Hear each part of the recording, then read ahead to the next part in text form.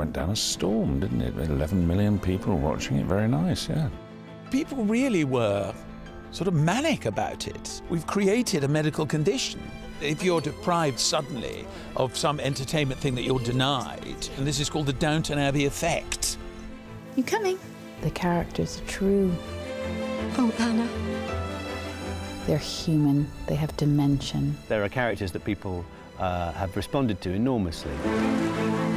And it's Hampshire's Highclere Castle which is the star of the show, with 1.5 million hits on its website. Fans want to know more about the real Downton.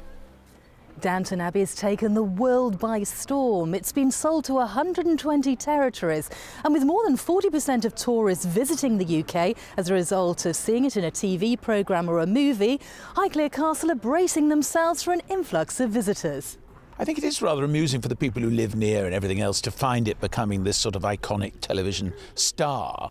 It's been fantastic. You know, we've hit the front page of the Washington Post, and now it's coming out in Australia. We've done articles in German newspapers, Frankfurter Allgemeine, Swedish, Norway. Amazing. And in this new series, we see how the First World War has affected them. When I think of my life at Downton, it seems like another world.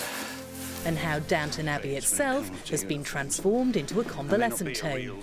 Sybil is a driving force behind making the house what it becomes. She's not one for sitting around and not doing anything, and therefore becomes a nurse. It's a big step you're taking, dear.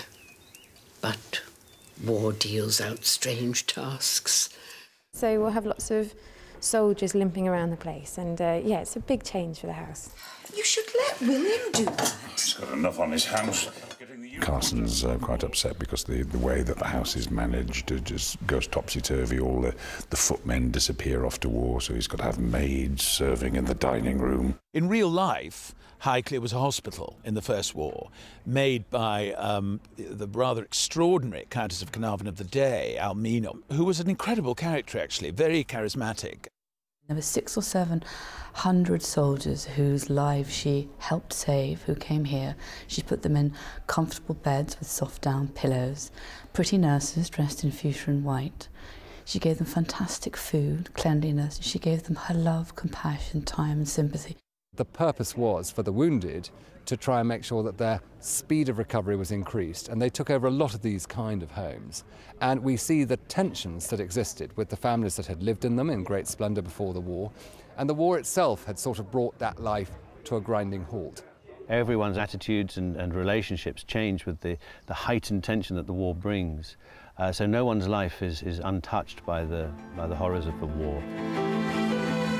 Join us on set tomorrow for fun and japes with the cast as we try to get them to reveal the closely guarded secrets about the new series. Oh, I don't think I can tell you that. Oh, no. No, if I told you, they'd kill me. Which starts on Sunday. Action! Helen James at Highclere Castle in Hampshire for Meridian Tonight.